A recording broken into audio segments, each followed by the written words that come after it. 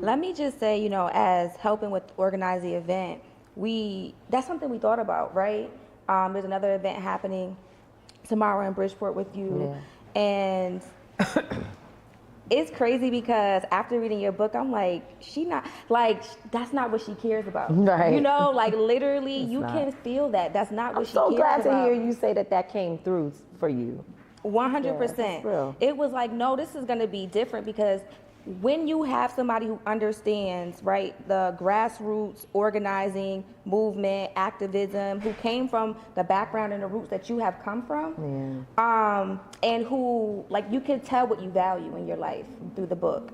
You can tell that you value your family, your upbringing, the teachings, right, even your roots going back to the church and different organizations that you learn different things from. You really read the book. I read that book. Yeah. You read the book. I read that book. I can tell the difference. Sometimes when, I've been on this book tour since February, so I've been everywhere, so many places, and sometimes you could tell that a person didn't read it, like they ChatGPT'd their questions, and I don't embarrass them, but I just know the difference.